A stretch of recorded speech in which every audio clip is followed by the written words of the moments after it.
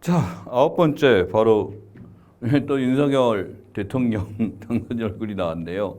유퀴즈 등장이었죠. 그 대통령 당선인이란 이름으로 유퀴즈 나왔을 때 이때 시청률이 4.4% 엄청나게 낮았습니다. 4.4%뭐 케이블에서는 높다라고 보지만 유퀴즈 인기가 굉장히 많았기 때문에 여기서 보시면 얻게 될 타이틀이 뭐 60년대 검사, 많은 반려동물, 90kg 최고 몸무게, 버스를 독서실 삼는 플랜 이런 얘기 막 꺼내놨네요.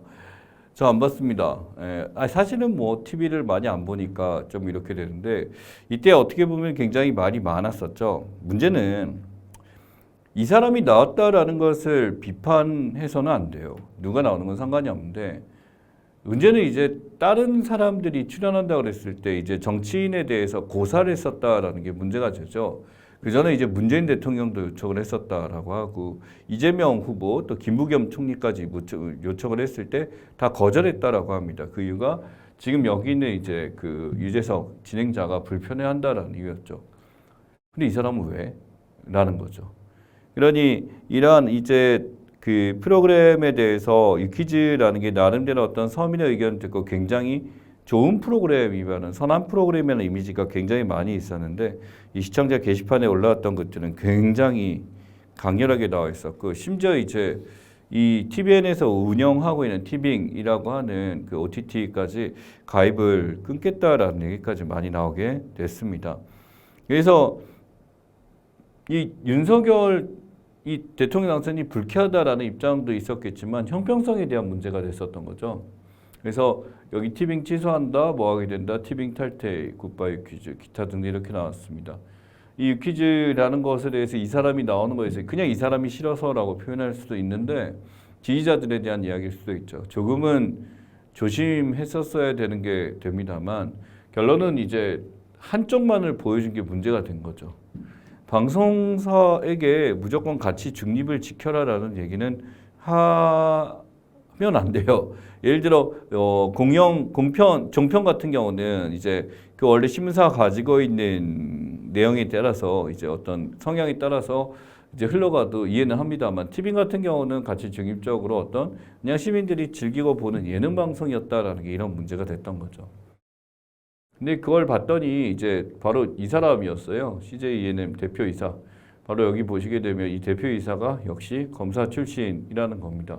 그래서 이 검사 출신으로서 똑같이 이제 이 윤석열 이제 대통령 당선인과 비슷하게 이제 아름이 있었던 후배였고요. 서울법대 후배기도 하고 하다 보니까 이게 영향을 미쳤냐라고 사람들은 의심을 하고 있습니다만 아무도 모르는 얘기죠. 다른 프로파일러에 대한 얘기 나와 있습니다. 프로파일러 하게 되면 전에 표창원 국회의원 돌아갔고 최근에 이제 몇몇 프로파일러들 분들께서 이제 나와서 방송에 출연하시거나 기타 등등 많은 얘기를 나누시면서 사람들의 관심이 굉장히 많이 늘어났죠. 필요한 직업이고 이제 뭐 드라마나 영화에서까지 굉장히 많이 나오는 걸로 보아하니 사람들이 관심이 많은 것은 사실인 것 같습니다. 범죄심리 분석관이죠.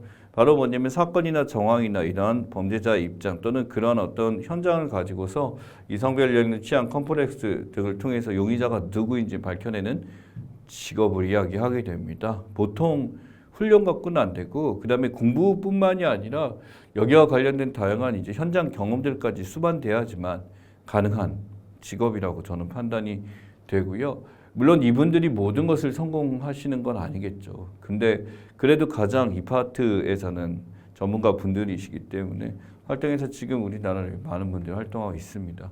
그래서 뭐 관련된 이제 미드를 본 적이 있었는데 굉장히 재밌게 봤었습니다만 그렇게까지는 안 됐다라는 말씀을 들었어요. 예. 자, 그래서 지금 이제 프로파일러에 대한 얘기 나와 있었고 다음에 정기요금입니다. 이 정기요금이 원가주의 원칙이라고 나와 있죠. 여기서 보시면은 기준연료비, 기후환경요금, 기타 비용 나와 있어요. 근데 여기 뭐가 있냐면 기후환경요금 있고 연료비 조정요금이 여기에 들어가게 되는 거죠.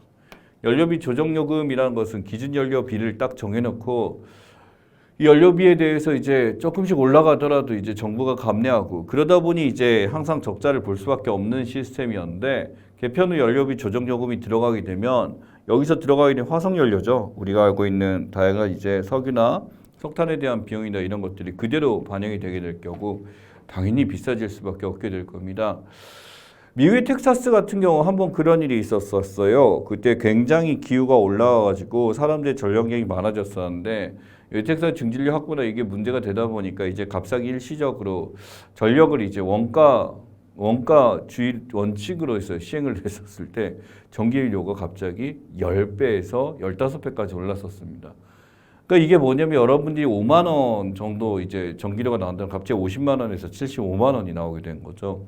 물론 지금은 이제 어떤 연동제이기 때문에 바뀌게 됩니다만 새 정부에서는 이런 원가지 원칙을 고수하겠다라는 얘기를 했어요. 결국 이러한 전력 시장에 대해서 민영화될 우려. 이게 전기라는 게 일종의 공공재잖아요. 근데 이게 민영화된다라고 한다면 우리들 입장에서는 민영화된다면 또 다른 서비스가 있는데 우리가 전기에 또 다른 서비스가 있나? 그런 거 없잖아요. 무슨 복숭아향 전기, 바나나 맛 전기 뭐 이런 거 있는 게 아니잖아. 그러니까 전기의 질에 대해서 우리가 공급받을 때 불편을 느꼈거나 이런 건 없잖아요. 그럼 민영화되게 되면 뻔하죠. 똑같은 서비스란데 서로의 경쟁을 통해서 가격이 싸지는 게 아니라 비싸질 수밖에 없다는 생각을 하게 됩니다.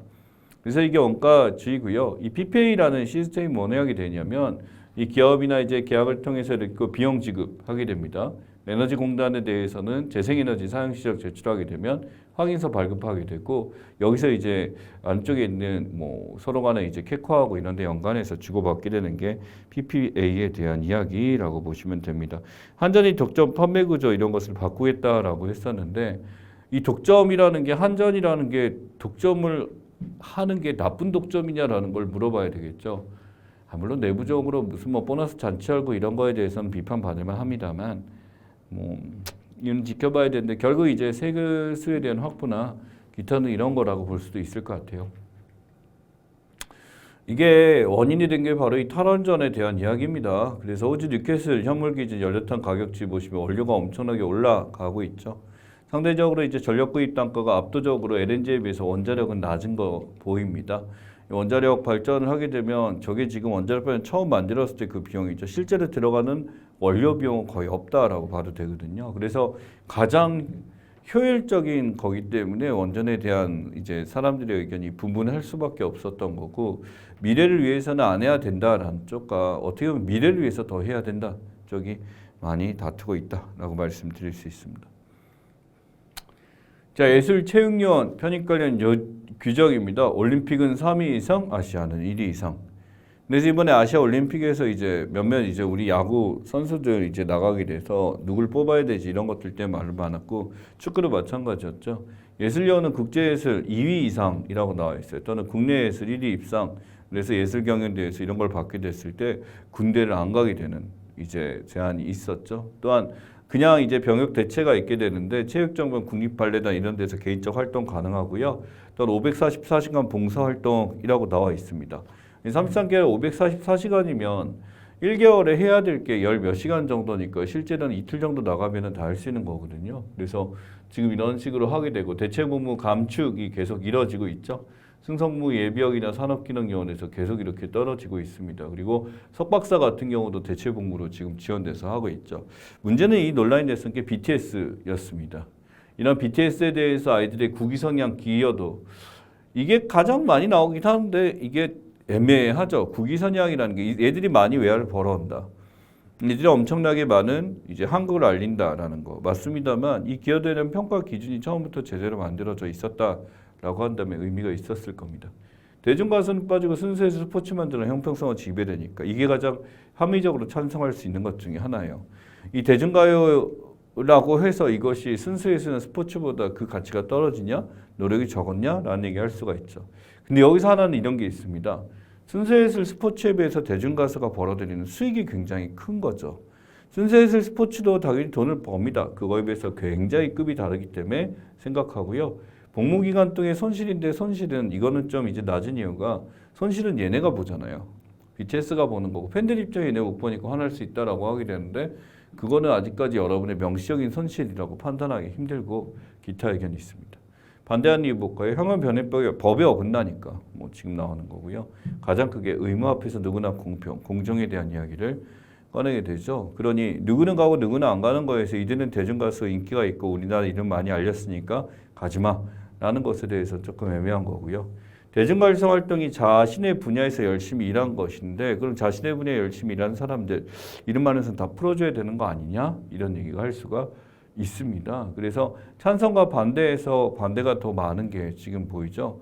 그래서 BTS를 이제 어떻게 할 것인가라는 거예요. 실문체부 장관이나 여기까지 논의를 많이 할 정도로 얘기를 하고 있습니다만 법안 손을 봐야 돼요.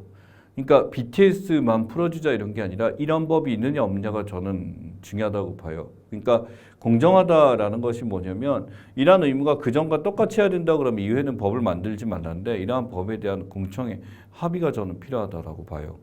그리고 여기서 갑자기 이걸 풀어준다라고 한다면 누구는 풀어주고 누구는 안 하냐? 예를 들어 아이돌 중에 BTS만 뛰어나다라고 할 수는 없겠죠. 다른 나라에서 우리나라 선호하는 아이돌이 있을 수 있는데 그런 형평성 문제에서 저는 또 생각을 해줘야 된다라고 생각합니다. 또한 대중가요만 있나요? 다른 것도 많죠. 그러니까 과연 무엇이 많을까? 정말 이들이 갖고 있는 네임밸류가 크기 때문에 한다라는 거하고는 좀 다른 차원으로 접근해야 될 것 같습니다. 자, 다르푸르 인종청소, 수단에 있었던 일들이죠. 정부군 다르푸르로 70만 와서 동원 안 했다 라고 하다 보니까 이 안에서 흑인 이슬람 교도들이 끊임없이 차별을 받아왔었던 사건이고 실제로 여기서는 말도 안 되는 상황으로 사람들이 많이 죽어나갔습니다. 그래서 유엔이나 이런 데서 이제 인종청소에 대해서 결국 이 대립된 이제 흑인들이 이슬람 계통과 그 위에 있는 사람들과의 다툼들이 있었고 이걸 이끌어냈었던 게 바로 이 전범들이었죠. 여기 보시면 이 저번집판 다르푸르 사태에 나와 있는 학살 혐의 나와 있죠. ICC 라우만 전 잔자위드 사령관 나와 있습니다. 이 잔자위드 사령관 같은 경우 이 잔자위드 같은 게 이슬람 민병대라고 해서 바로 다르푸르 지금 아랍계 이슬람 교도였는데 여기는 이제 흑인 이슬람 교도들 전부 다 이제 없애버리는 중동 계통에서 이제 흑인들을 탄압하게 된 게 이쪽에 있었던 것 중에 하나죠. 이러한 사례는 굉장히 많습니다. 캄보디아 특별법전에서 이제 있었던 거, 국제 르완다 너무나도 유명한 사건이죠. 시에라리온 사건이나 여러 가지가 이런 게 있습니다. 결국 지금 이러한 그 전범들에 대한 재판은 계속적으로 이루어지고 있고 국가들 입장에서 이러한 전범들이 가지고 있는 문제에 대해서 이제는 서로의 합의를 보고 이제 이러한 문제를 서로 적극적으로 해결하고자 하는 것들 굉장히 중요하게 됩니다. 문제는 이런 일이 왜 나타났냐라고 한다면요. 다르푸르 사태의 원인은 바로 이겁니다. 이 영국령이었죠. 그래서 남수단 있고 수단 이렇게 있었는데 영국이 이게 점령하면서 미얀마 사태도 영국이 한 짓이고요. 그 영국은 전 세계 식민지를 하면서 결국 이게 풀어주긴 했었는데 이게 제대로 정리를 안 하고 하다 보니까 결국 그 나라를 완전히 망쳐놓고 가는 거예요. 여러분 우리나라도 이제 일본의 치하에서 있으면서 굉장히 이제 안 좋은 경우 많이 봤었잖아요. 똑같아요. 하는 짓들. 그래서 지금 이 영국의 옛식민지 제국 보면 독립국이 있었습니다. 벨기에령이나 이탈리아 이렇게 했는데 유난히 영국의 어떤 수습이나 이렇게 굉장히 없어지게 되면서 지금 남아있는 수많은 내전들의 가장 원인 됐던 게 영국령들 있었던 데서 굉장히 많은 일들이 있습니다. 그래서 지금 이러한 식민지 제국들에 대한 어떤 처분에 대해서 정확한 선을 긋지 않고 정리를 하지 않고 나갔다라는 게 굉장히 안타까운 현실이죠. 그리고 자국민들 입장에서 이러한 식민지 상황에서 자신들이 어떻게 할 수 없는 상황이었기 때문에 이런 것을 스스로 회생할 수 있는 능력도 부족했다라는 것도 하나 이해가 되겠죠. 네, 대한민국 친서입니다. 이 친서라는 것은요, 어떤 외교적 문서란 아니에요. 근데 어떤 상황이나 됐었을 때 뭐 외교적 목적은 맞습니다. 공식적인 문서는 아니다라고 하는 거죠. 그래서 서로 간의 이런 친서 교환 같은 것들은 한편으로는 서로의 의견 교환을 통해서 뭐 힘을 북돋아 주고자 이런 것도 있고 어떻게 보면 어떤 외교적 갈등이나 다른 문제들을 공식적 외교 문서가 이렇게 부드럽게 유화적으로 풀겠다라는 건데 문재인 대통령 퇴임에 대해서 바로 이 김정은 저쪽에서 이제 친서를 보낸 것이 이슈가 됐었죠. 친서를 보내고 그 다음에 또 ICBM 미사일도 쏘면서 윤석열 지금 정부한테는 또 계속 이제 위협을 가하고 있는 게 지금 김정은 북한 쪽의 입장입니다. 지금 이게 그 ICBM 미사일도 있지만요. 여전히 풍계리에 있었던 거죠. 핵실험장 같은 데서도 여전히 지금 남아 있습니다. 27에 어떤 데는 새로 포착됐다 이렇게 나와 있는데 북한의 핵실험에 대해서 이런 거 뭐 쇼로 한다, 사진 찍는다 이렇게 알려진 것도 있습니다만 진짜로 해요. 이게 뭐냐면 밑에 있는 사람들에 대한 신뢰도에 대해서 굉장히 하기 때문에 가짜로 안 한답니다. 핵실험 한다 그러면 진짜로 한답니다. 이 김정은 같은 사람은. 이게 뭐냐면은 김정은의 스타일이라기보다는 북한 정부의 스타일이라고 하게 되고 가짜로 무엇을 해서 이제 현혹시키고 속이는 게 아니라 할 수 없으면 할 수 없는 핑계를 대는 게 있는 거지 하려면 진짜 한다가 이런 쪽이라서 실제로 핵실험이나 핵 보유국으로 이제 확실하게 분류가 됐었죠. 그러다 보니까 이쪽에 있는 지휘소에서 트럭이 지금 관찰된 게 보이고 이 위성으로 찍게 된 거 보니까 분명히 북한에서도 분명히 이전과는 다른 모습이 있다라고 하는 거죠. 하지만 우크라이나 상황을 통해서 어떤 학습을 통해서 핵에 대한 보유에 대한 생각을 너무나도 팽배하게 갖고 있는 게 북한의 모습인 것 같고 유엔은 과연 어떻게 대비를 해야 될까 조심해야 될 문제다라고 생각합니다. 자, G7이에요. 캐나다, 프랑스, 저머니, 이탈리, 재팬, 유나이티드 킹덤, 유나이티드 스테이츠 했는데 이 G7이 지금 보유자산 518조를 감축한다라고 했었죠.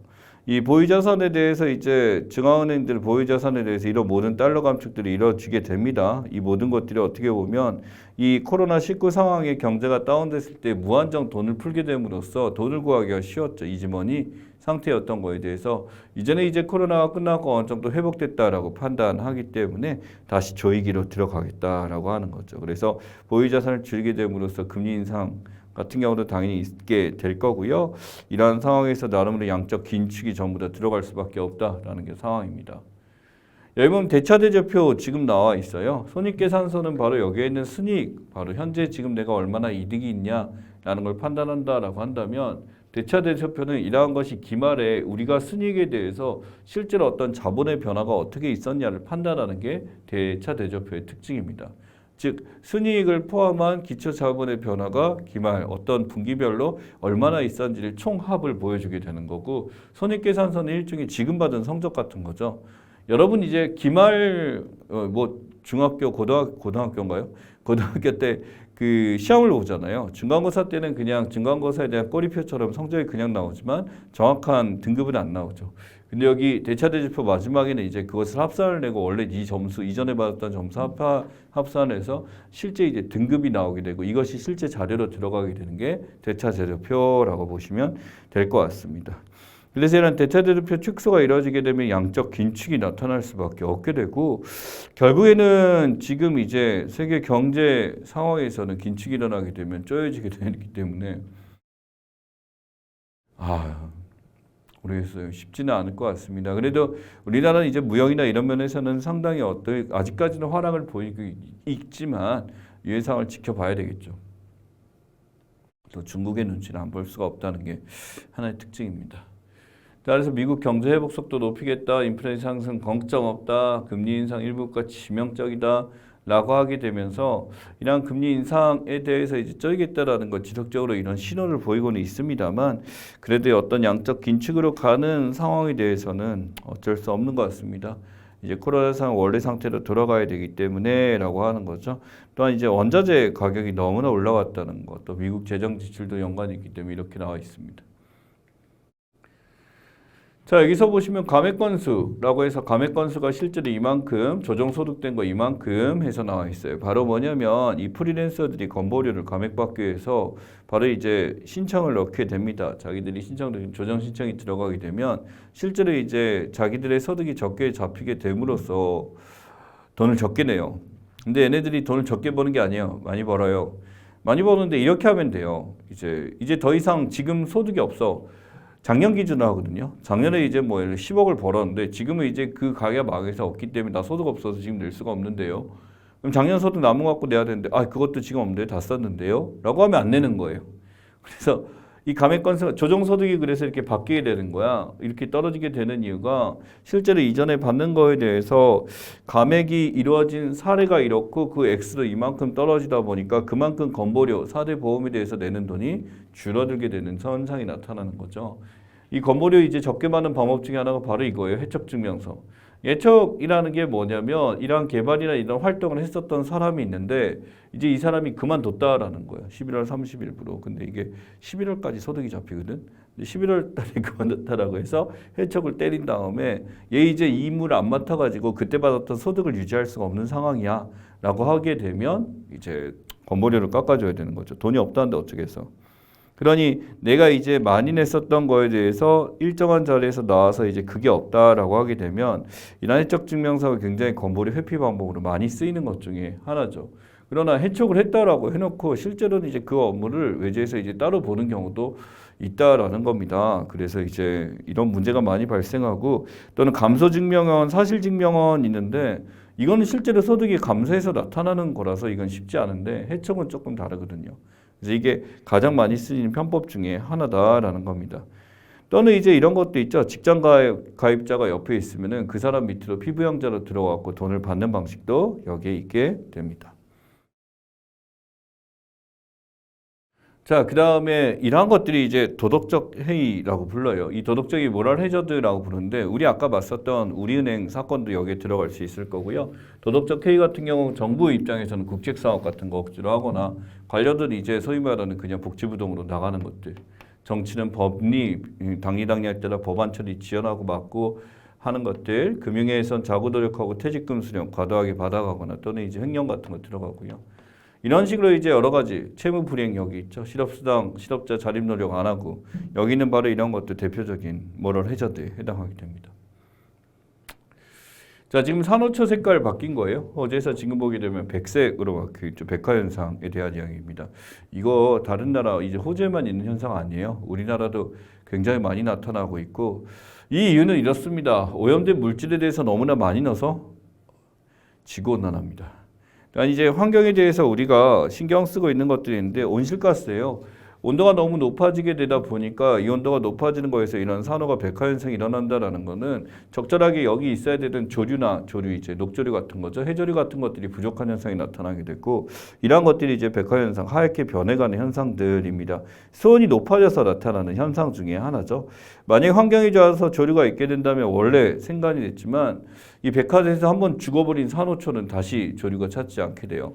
실제로 이제 이쪽에서 이제 조사했던 게 2019년에 3분의 1 이상이 죽었다라고 했는데 지금은 이제 추산치가 어느 정도 나옵니다만 절반 이상이 죽었다라고 하거든요. 그러니까 대산호초 구간에서 이렇다 보니까 지금 보시면 산호초에 대해서 백화현상 지금 빠진 거에서 이 지역이 완전히 이렇게 색깔이 바뀌어서 이것을 이제 해결하고자 이 백화현상 있는 지역과 그런 지역 막기 위해서 분류를 이렇게 해놨잖아요. 계속적으로 퍼져나가고 있는 게 현실입니다. 다른 나라 사건뿐만 아니라 우리나라에도 있는 거고 이게 라니냐 시기라 그래서 굉장히 옛날에 백화가 있었는데 지금도 드문드문 간헐적으로 이제 애니얼리하게 뭐 2년마다 한 번씩 이렇게 백화 현상이 오고 있고요. 가장 큰 건 온도 상승 때문에 일어나니까 이게 문제가 되고 있어요. 이것을 막고자 했었던 게 바로 뭐냐면 이 대산호초가 이제 세계 문화유산 됐었거든요. 유산이 됐었는지 위기에 빠진 유산 그쪽으로 들어갈 수가 있습니다. 그렇게 되면 이제 어떤 유산으로서의 가치가 떨어지게 되는 것 중에 하나죠. 우리나라 한국 유산도 보면 여기 들어가 있는데 이 다양한 유산들 유네스코가 이제 과거로부터 물려받아 현재까지 함께하고 한 유산 중에 바로 이 산호초도 들어갔었는데 이 유산에서 빠져버릴 수도 있다라는 거죠. 이제 더 이상 이제 산호초가 아니니까 그래서 그런 걸 막기 위해서 여러 가지 노력을 하고 있습니다.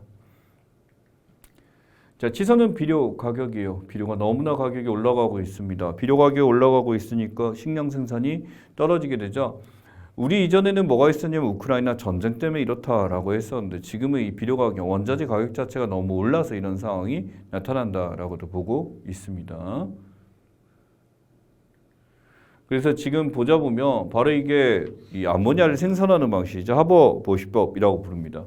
하버보쉬라고 이제 했었는데 하버보시법이라 그래서 천연가스 열분해하고 하버보시법에 의해서 NH3 암모니아를 생산하는 방식 중에 하나죠. 지금 물과 질소에서 이렇게 만드는 것 중에 하나고 이런 암모니아가 바로 질산염 해가지고 비료 만드는 데 굉장히 중요하게 쓰이고 있거든요. 그래서 이거 만드는 데 하버보시법이 활용되고 있다라는 얘기가 있습니다.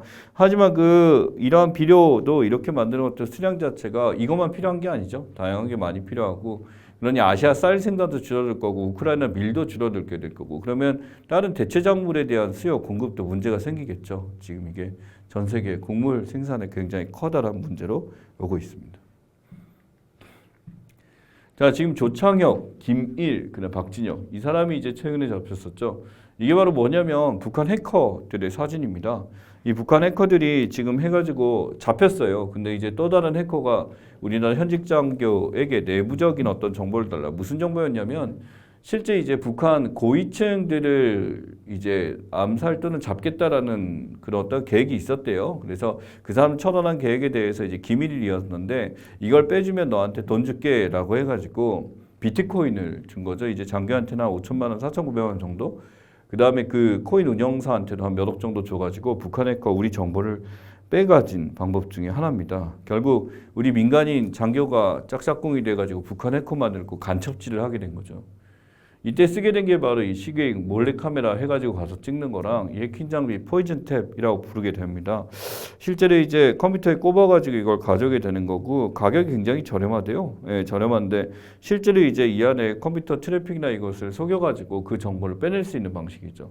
그래서 이렇게 USB 연결해서 하는 거고 북한 해커가 활동지를 하게 돼서 투자 대표한테 돈 주고요. 그 다음에 이쪽에는 군사기밀 A대한테 이걸 주게 되면 이호 씨가 얘한테 얘기해가지고 7억 원 받은 다음에 그 중에 이제 너무 적게 줬다 진짜 나쁜 놈. 아무튼 그래서 AD한테 시켜갖고 이걸 하게 된 거죠.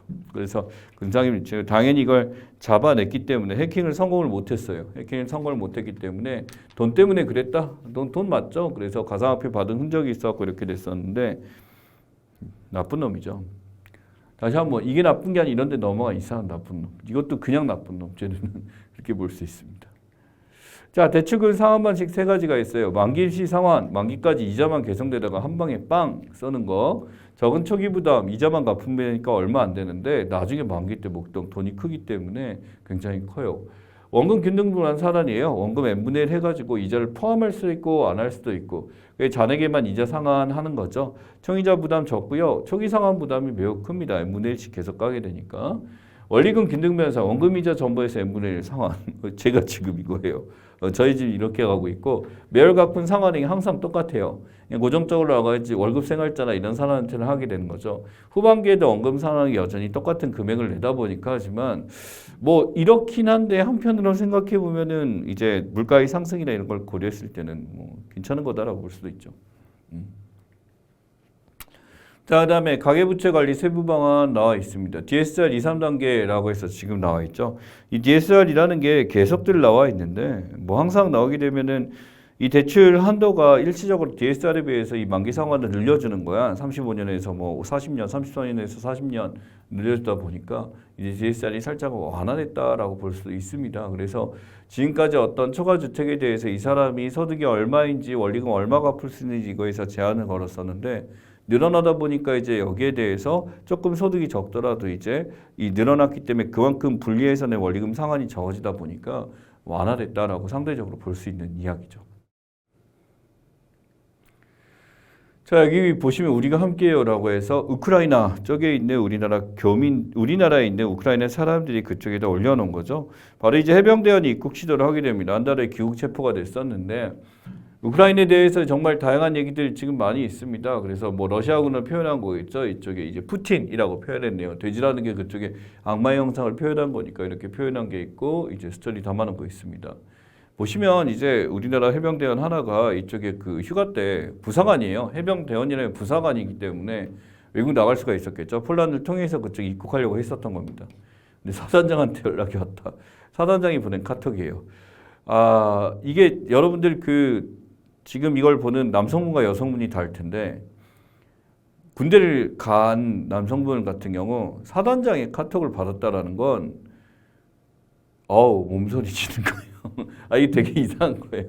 그러니까 군대 안에서도 이걸 마주친다는 것 자체가 이상한 거거든요. 나와보면 그냥 동네 아저씨예요. 별단 아저씨인데 군대에 있을 때는 이게 좀 다르거든요. 거기다 해병대 사단장이니까 이런 것까지 올 정도로 굉장히 큰 일이었었는데 당연히 1년에서 10년 정도 돌아오게 되면 이게 문제를 일으키게 될 겁니다. 물론 본인 입장에서는 어떤 해병대 내부의 부조리는 안 보고 이런 거는 신경 쓴다라고 해서 얘기는 하지만 명령체계를 어긴 건 분명하죠. 그래서 여기에 대해서 실제로 이제 우크라이나에 대해서 의원군들로 이제 가게 된 케이스에 대한 이야기입니다.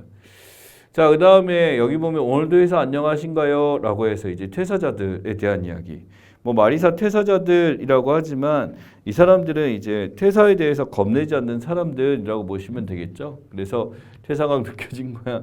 퇴사 이제 향후에서 본인들이 이제 이렇게 뭐 행복한가라는 거에 대한 이야기인 것 같아요. 언젠가는 퇴사할 거야라는데 지금은 이제 회사에 대해서 불만을 많이 가진 사람들이란 퇴사에 대해서 쉽게 하는 경우도 있고 이게 바로 이제 누가 이슈가 된 거냐면 MZ 세대들이 특징이 된 거죠. 타인의 취향 존중, 삶의 맛이 선택다. 그다음에 여가 증시 일에 대해서 하게 되고 환경 윤리 같은 거, 가치 같은 거 하게 되고 의외로 저작권 같은 거나 선한 영향력 많이 신경 쓰죠. 자기 중심 소비, 맞춤형에 대해서 자기하게 남들 하는 거 그렇게 안 보고요. 디지털 네이티브, 디지털을 통해서 이제 다양한 활동들을 하게 되고 재미있는 것들 많이 하게 됩니다. 근데 살짝 저는 이때하고 많이 다르겠죠. 이때 뭐 밀레니엄 시대가 저한테는 대학생 때니까 MZ 세대 같이 사네요. 저도 비슷해요. 예, 근데 신기 쓸 친승은 좀 자신이 없네요. 뭐 잘하는 사람 못하는 사람이 있지만은 이거 지금 뭐 MZ 세대라기보다는 대부분의 어떤 삶의 방식에 따라 이 세대들이 많이 나온 특징이지만 이렇게 사는 어르신들도 많이 있다라고 생각할 수 있을 것 같아요. 문제는 MZ 세대들이 자신의 취향이나 이런 것들의 자유를 충족하다 보니까 바로 이 잡호핑족이라고 합니다. 본인들의 직업에 대해서 지금 그만두거나 하는 것에 대해서 그렇게 이제 힘들어하지 않는다라는 거죠. 그래서 호핑족과 철밥통 선호하는 것이라고 할 때 거의 반반이 나온다라는 거죠. 호핑이라는 짭 뛰다가 그만두고 또 쉬었다가 또 갔다가 이렇게 되는 거죠. 그만한 능력이 있으면 상관이 없겠죠. 근데 경제인의 커리어나 성과 또는 복상 있기 때문에 당연히 철밥통을 있는 것보다 호핑족이 되면서 더 좋은 걸로 뛰어넘기 위한 마찰적 실업을 두려워하지 않는 것이 자본주의의 특징입니다. 여기 보시면 기업 두고점 MZ세대 조기 퇴사 굉장히 많이 한다죠. 그러니까 MZ세대에 대해서 이들이 판단하는 겁니다. 개인 만족이 훨씬 중요하다라고 보는 거죠. 또는 이전에 비해서 참을성이 부족하다는 얘기를 해요. 참을성이라는 것은 생각해 봐야죠. 근데 이전 세대는 잘 참는가라고 했었을 때 참을성에 대한 정의도 필요하겠네요. 시대 변화 기업이 따라가지 못해서 기업 탓으로 이제 사회 탓으로 보는 경우 있고 호불호에 대한 표현, 여기에 대한 감정 표현이 굉장히 명확하고 장기 노력 성과, 여기가 이만큼 버텼을 때 얻게 되는 게 얼마 안 된다고 판단해서 나가는 거죠. 근데 가장 중요한 거는 그들이 달라서라는 걸로 회사에서는 많이 봤다. 그래서 MZ세대를 보는 것과 MZ세대 입장이 조금씩 차이가 난다는 얘기가 굉장히 많이 있습니다. 그래서 지금 이러한 변화에 대해서 우리가 조금은 지켜봐야 될 것 같고 조금은 이들의 세대들의 여러분이 지금 보는 MZ세대 많을 거예요. 본인들의 세대가 비춰지는 모습이 이렇다면 나는 여기서 어떻게 해야 될 것인가. 이대로 산다라기보다는 여러분의 입장을 여러분이 정할 수 있는 주체성이 가장 중요하지 않을까라고 생각을 해봅니다. 예, 조금만 쉬었다가 뒷부분 이어서 가도록 하겠습니다.